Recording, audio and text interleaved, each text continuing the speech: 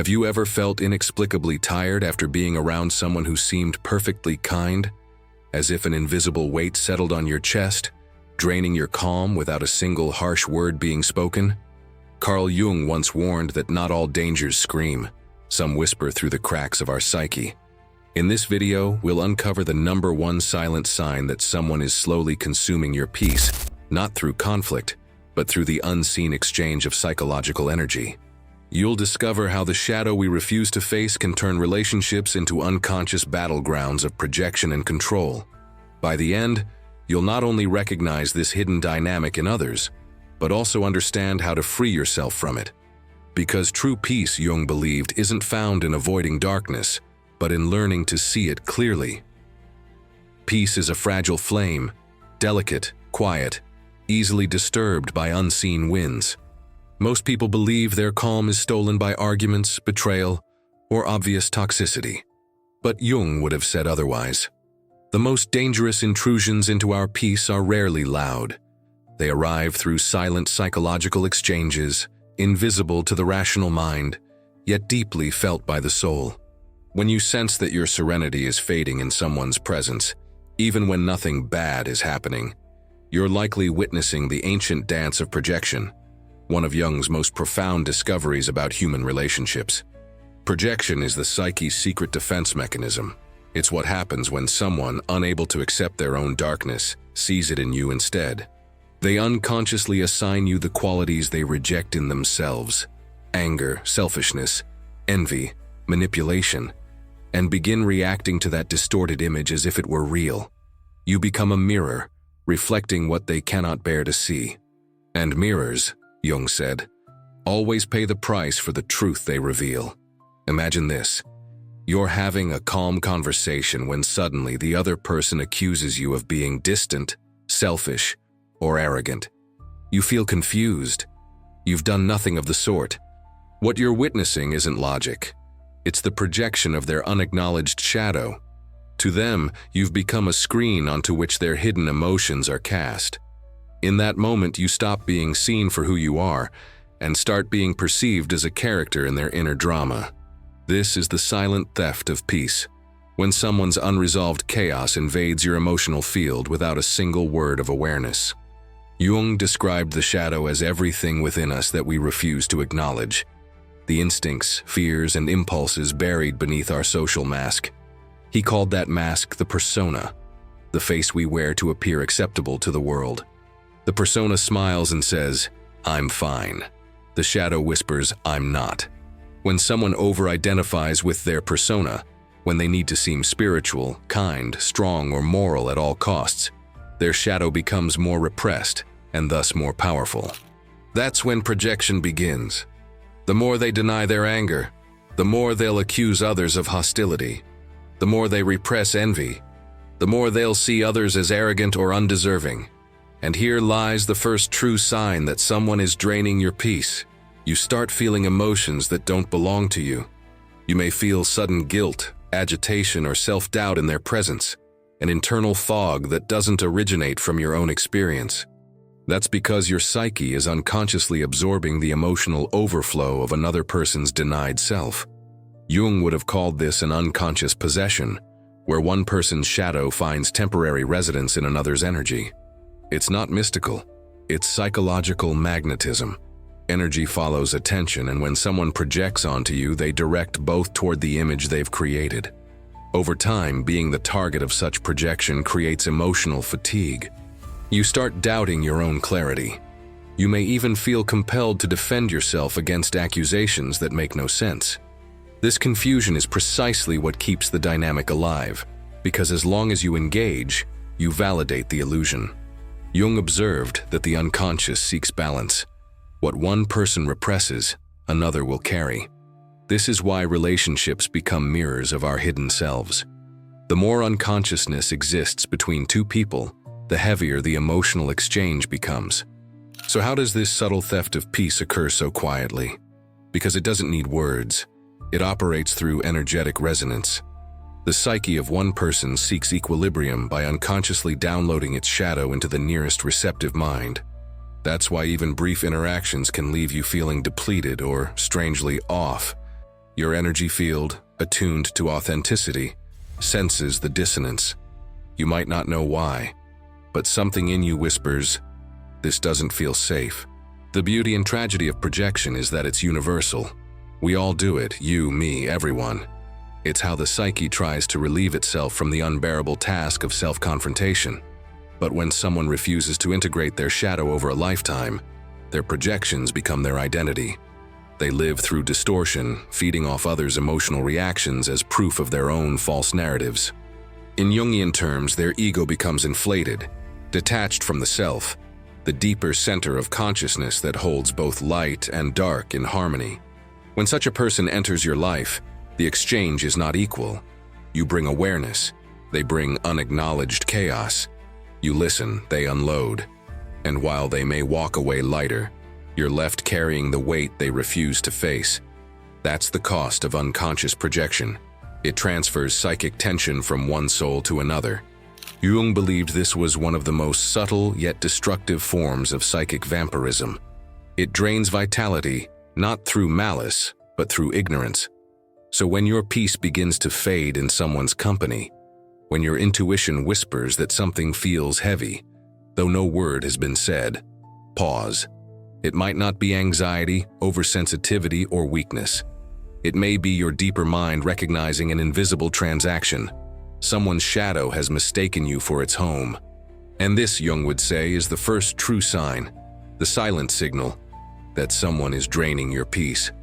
Not by force, but by the unconscious need to make you hold what they cannot bear to face within themselves. If projection is the shadow's language, then energy is its currency. What Jung discovered, and what few truly understand, is that our psyches are not sealed containers. They breathe, they extend, they interact in invisible ways, like tuning forks vibrating in resonance or dissonance. Every thought, emotion, or denial ripples outward, shaping the atmosphere between us. So when someone refuses to see a part of themselves, that energy doesn't disappear. It travels, searching for a host.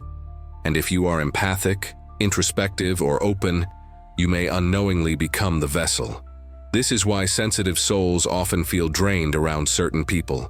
They are absorbing what others refuse to integrate. Jung called this process a psychic infection. It's not poetic exaggeration. It's an actual psychological contagion. The unacknowledged material in one psyche seeks expression in another.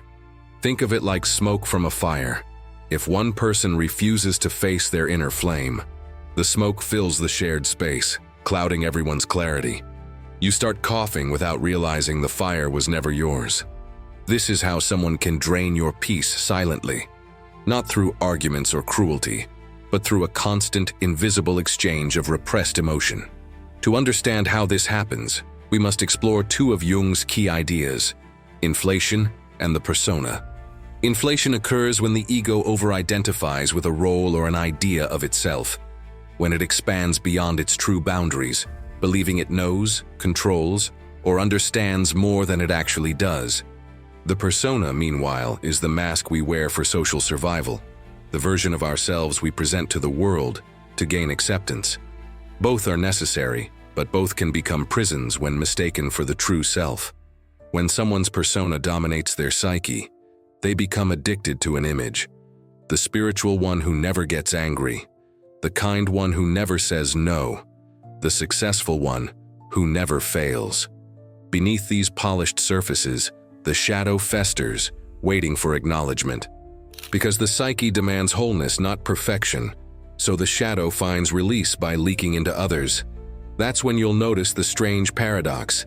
People who appear the most light-filled can sometimes carry the darkest, most draining energy. They are not evil. They are fragmented.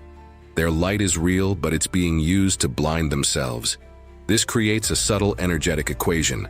The more someone suppresses, the more they unconsciously extract. You may find yourself leaving their presence feeling exhausted, foggy, or emotionally contaminated, even though nothing explicitly negative occurred. Jung would have said your unconscious picked up their denied content, the psychic residue of their unintegrated self.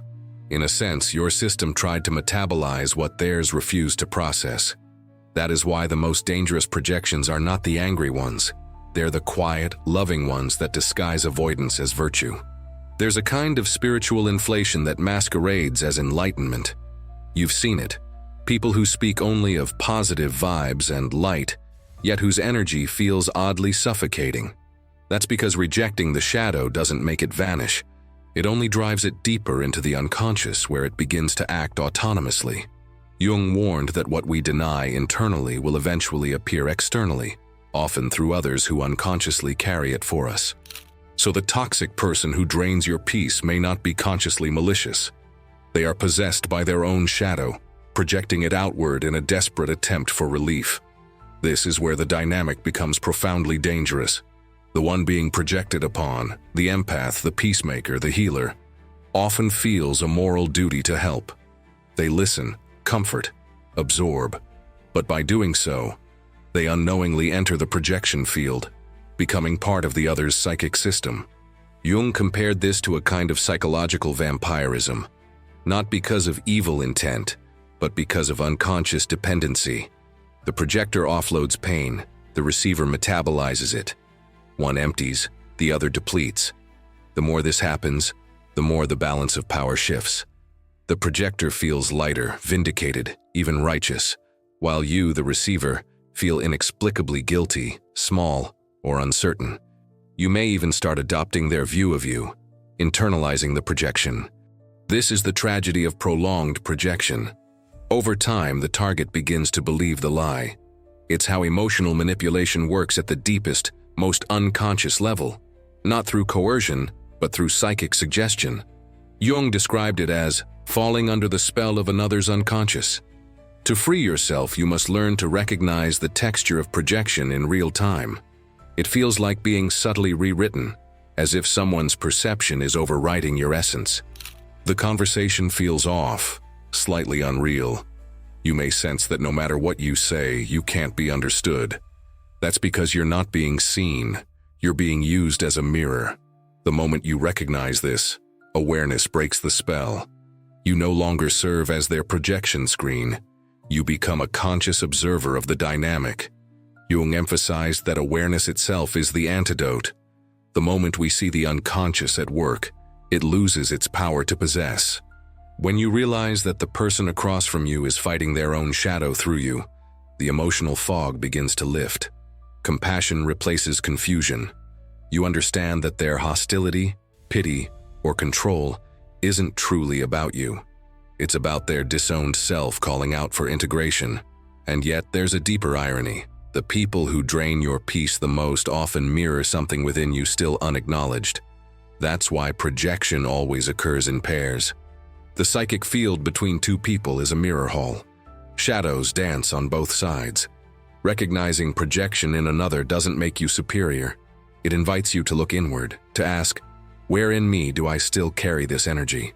Jung called this the path of individuation, the lifelong journey toward becoming whole. When you learn to see these patterns, you stop being a victim of invisible exchanges. You step outside the unconscious game. You realize that peace is not something others can truly take. It's something you unconsciously give away when you forget who you are.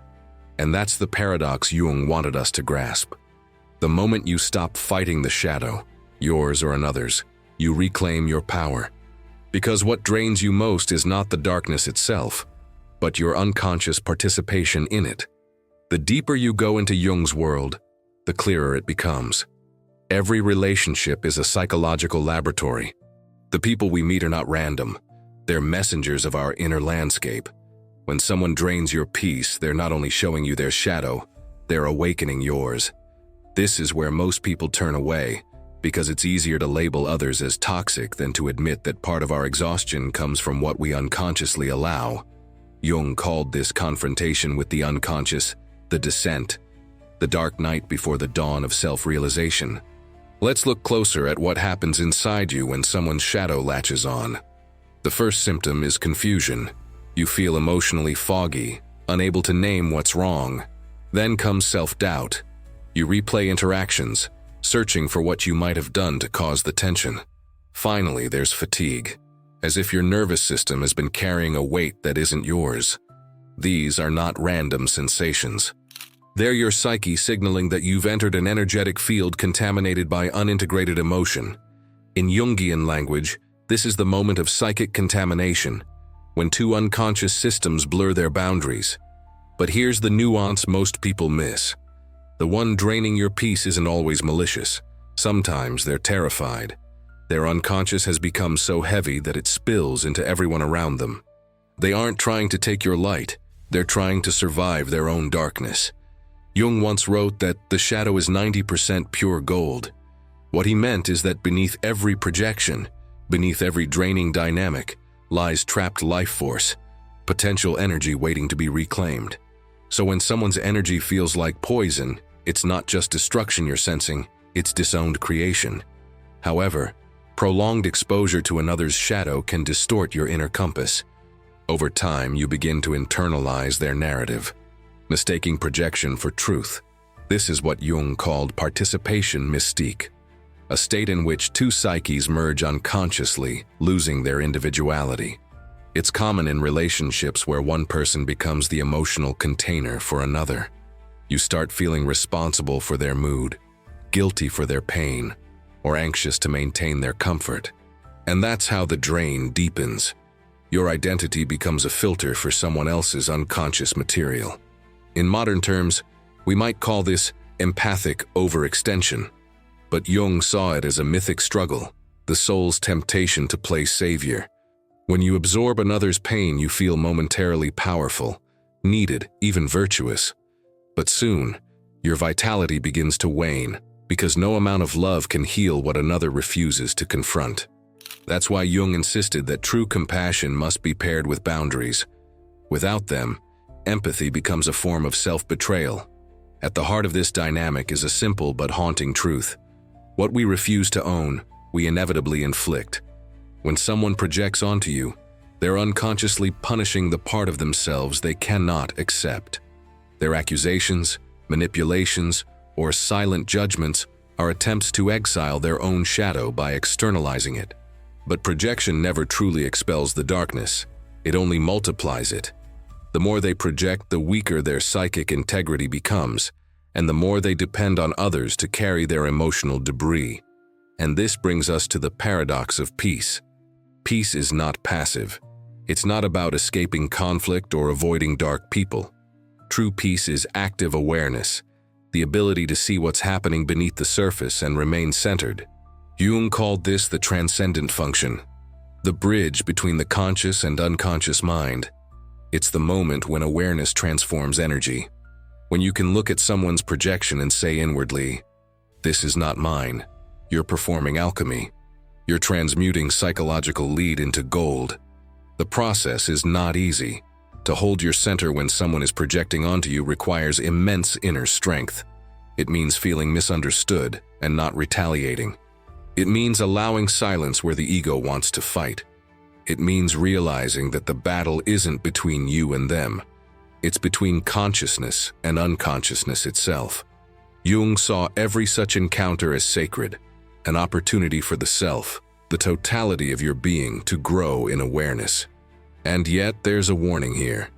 Constantly exposing yourself to people who drain your peace can fracture your own psyche. Just as the unconscious seeks hosts, consciousness must protect its vessel. Jung advised creating psychic hygiene, rituals of solitude, reflection, and inner dialogue that restore balance. Because if you spend too much time in another's shadow, you risk forgetting your own light. This is how people lose themselves in relationships. Not because they love too much, but because they stop being conscious of where they end and the other begins. The strange thing is, once you start seeing projections for what they are, life begins to look almost mythological. Every argument, every misunderstanding becomes a mirror scene. Archetypal forces acting themselves out through human faces. The friend who accuses you of arrogance may be battling their inner orphan, terrified of being unseen. The co-worker who drains your energy with constant drama may be possessed by the victim archetype, projecting helplessness to avoid their inner responsibility. Recognizing these patterns doesn't make you superior. It makes you lucid in a dream most people never realize they're dreaming.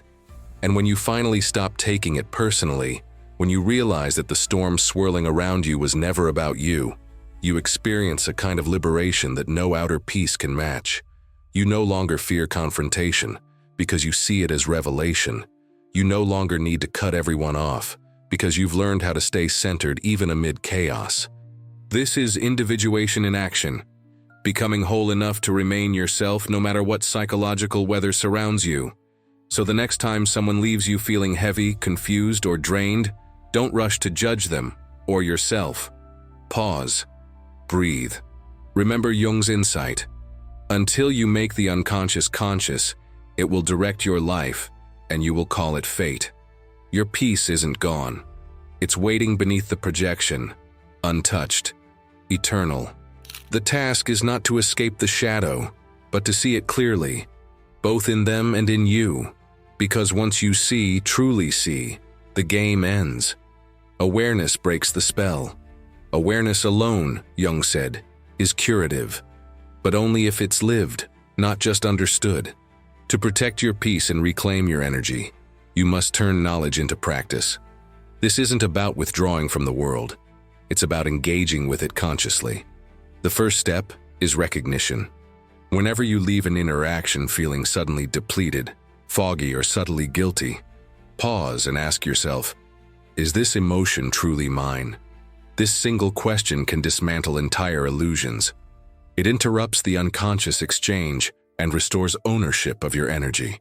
Then visualize returning what isn't yours. You can imagine handing back a dark mist, a fragment of emotion, or simply saying inwardly, I release what does not belong to me. Jung believed imagination is the language of the unconscious. When you speak it symbolically, the psyche responds. This act isn't aggression, it's restoration. You're simply rebalancing what was misplaced. Next, cultivate psychic boundaries, not through walls of indifference, but through clarity. Boundaries are energetic signatures that tell the world, I know who I am. When your sense of self is strong, projections have nothing to cling to. Spend time alone to recalibrate your emotional frequency. Solitude, Jung said, is not isolation. It's communion with the deeper self. In silence, you can feel which emotions are truly yours and which were borrowed from others. Practice what Jung called active imagination, an inner dialogue with your own shadow. When someone's behavior triggers you, instead of repressing the feeling, ask inwardly, what part of me reacts to this? You may discover that the very trait you despise in them is alive, though unacknowledged, within you. Bringing that realization to consciousness dissolves its power. Integration replaces projection. You no longer need others to act out what you refuse to face. To maintain your peace, treat awareness like hygiene. Each night, reflect on the day. Where did your energy feel strong and where did it leak? Write, meditate, or pray, not to fix, but to witness. Awareness without judgment cleanses the psyche. Over time, you'll notice your interactions shifting. People who once drained you lose their hold, because you no longer offer unconscious permission. There's also a subtle but powerful technique Jung would have appreciated: symbolic detachment. Imagine yourself surrounded by a soft field of light, neither defensive nor rigid, but calm and permeable. This light doesn't block others, it simply filters. It allows compassion to flow in, but keeps distortion out. The more vividly you imagine this, the more your nervous system begins to respond, grounding you in the body and present moment. Yet the deepest protection comes from self-honesty. When you own your own shadow, your envy, anger, fear, desire, you become psychically sealed. No one can project onto you what you've already integrated. That's why the most peaceful people aren't those who avoid darkness. They're the ones who've befriended it. They walk through chaos untouched because they recognize every form it takes. Their stillness isn't weakness, it's mastery. Finally, remember this: peace isn't something fragile to defend. It's an inner authority to embody. You don't need to fight shadows, only to illuminate them. When you catch yourself feeling drained, choose awareness over reaction. Step back internally and observe the exchange like a lucid dreamer watching a story unfold. The moment you see the pattern, you're no longer inside it. That's the essence of individuation. the freedom to remain yourself amid the unconscious storms of others. If you practice these small rituals, awareness, reflection, honest dialogue, solitude, and symbolic detachment, you'll notice a quiet transformation. Your energy will stabilize, your intuition will sharpen. You'll begin to attract relationships grounded in authenticity, not projection. Because when your own shadow is seen and embraced, no one else's can silently drain your peace again. Every draining encounter is, in truth, an invitation to awaken, to see, to reclaim the pieces of yourself scattered in others. Jung taught that what disturbs us most is often the key to our own wholeness. The number one sign that someone is silently stealing your peace isn't their words or actions. It's the moment you stop feeling like yourself in their presence. That loss of center is your soul whispering, "Wake up." When you listen, the spell breaks. Awareness restores the boundary, and what once felt heavy dissolves into understanding. Remember, peace isn't found by avoiding darkness, but by bringing light to it. Each time you recognize projection, you transform it. Each time you choose presence over reaction, you reclaim your power. The world doesn't need you unbothered. It needs you awake.